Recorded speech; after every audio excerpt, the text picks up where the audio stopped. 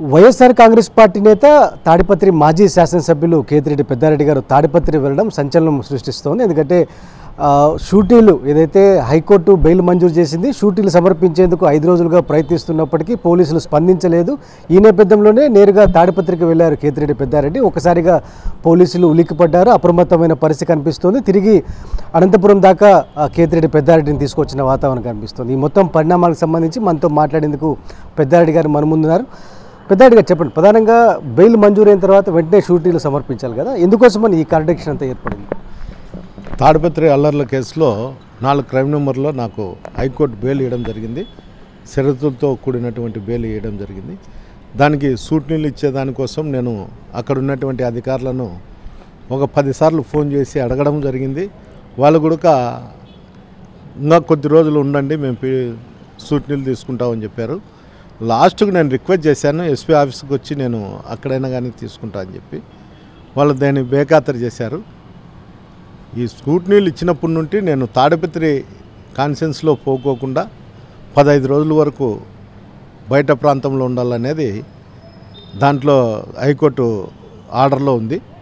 దానివల్ల నేను స్కూట్నీలు ఇచ్చే ఆ 15 రోజులు నేను బయట ఉంటే కలిసి వస్తుందనే ఒక ఆలోచన, ఉన్నటువంటి రాజకీయ పరిస్థితులు కావచ్చు, అక్కడ ఉండేటువంటి అధికారులు కావచ్చు, దీన్ని పోకోకుండా నిలబెట్టగలిగితే, ఎన్ని రోజులు నిలబెట్టగలిగితే అన్ని రోజులు బయట ఉంటాడు అనేది వాళ్ళ అభిప్రాయం కావచ్చు. దాంతోనే నన్ను అనంతపురంలో నా ఇంట్లో పెట్టి బయటకు పోనీకోకుండా కింద కూడా సెక్యూరిటీ పెట్టి బంధించడం జరిగింది.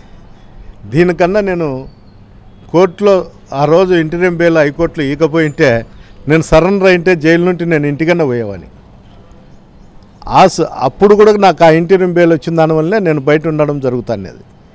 ఇదే కేసులో 11 మందికి బెయిల్ వచ్చింది నాతో సహా. అందరూ కూడా దాంట్లో స్కూట్నీలు కూడా ఈకోకుండా మొత్తం తాడిపత్రిలోనే ఉండి స్టేషన్ల ముందర టీ దాక్కుంటా, బజార్లలో మోటార్ సైకిళ్ళల్లో తిరుక్కుంటా మేము అధికారంలో ఉండాము, మమ్మల్ని ఏం చేస్తారు అని చెప్పి మాట్లాడడం కూడా జరుగుతుంది.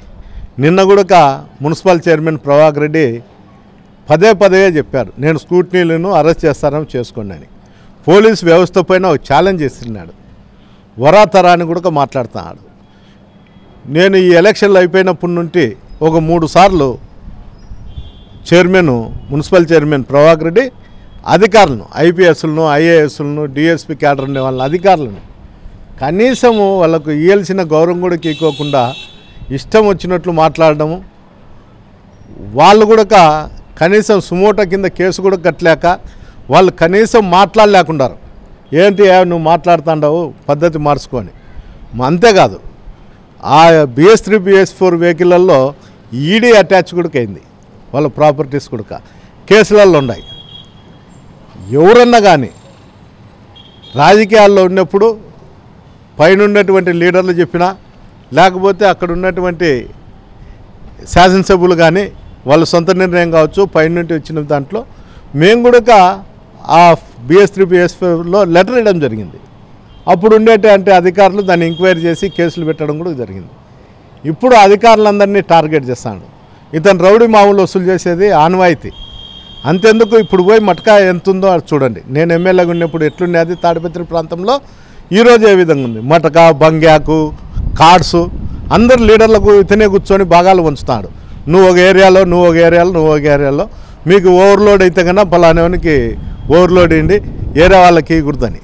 అంటే ఇతను ఒక ఆన్వాయితీ. అంటే ఈ మటకా, గ్యామ్లింగ్లు ఇవన్నీ ఉంటే నా ఇంటి చుట్టూ 30-40 మంది ఉంటారు, నేను ఏది చెప్తే అది క్రైమ్ చేస్తారనే ఒక ఆలోచనతోనే.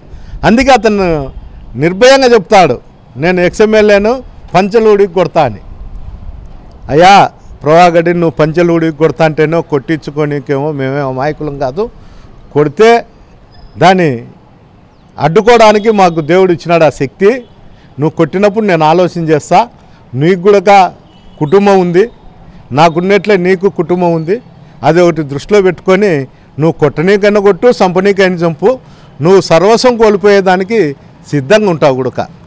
ఏంటికంటే ఇంత దూరం వచ్చినాక నేను మాట్లాడకపోతే నాకు విశ్వసనీయత దెబ్బతింటుంది. నువ్వు మాట్లాడుతుంటే నేను మాట్లాడకపోతే నువ్వు కొడితే తిరిగి కొడతా అనేది కూడా నువ్వు గమనించు.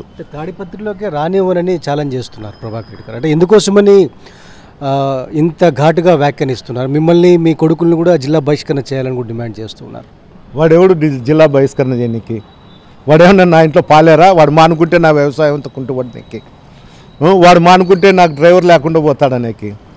వాడు నా మాదిరే మాజీ శాసనసభ్యుడు, ఆడ నా మాదిరే బయట నుండి వచ్చి చేరినోడు, స్థానికుడు కూడా కాదు.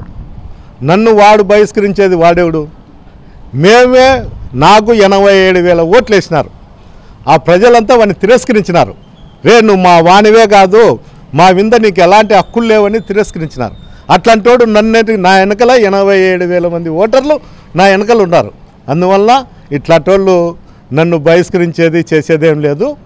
ఎప్పటికైనా కానీ నేను తాడిపత్రికి పోయే తీరుతా. అక్కడి నుండి పోతే నేను ఊపిరి లేకుండా పోవాల్సిందే తప్ప, తుదిశ్వాస లేకుండా పోయేది తప్ప, అంతకుమించి నేను పోయే ప్రసక్తి లేదు. అయ్యా ప్రభాకర్ రెడ్డి, కలలు కనాకు. నువ్వేందో నీ కొడుకు కోసం క్లియర్ చేసుకోవాలనుకుంటున్నావేమో. నాకు నా వంశీకులు ఉన్నారు, నాకు కావాల్సిన వాళ్ళు ఉన్నారు. వాళ్ళ కోసం నేను కూడా క్లియర్ చేసుకోవాలనేది ఆలోచన నాకు ఉంటుంది రాజకీయంగా. అందువల్ల జాగ్రత్తగా మాట్లాడేటప్పుడు మాట్లాడు. నేనేంటికి మాట్లాడకూడదంటే, నేను తరచూ నీ మీద మాట్లాడుతా అంటే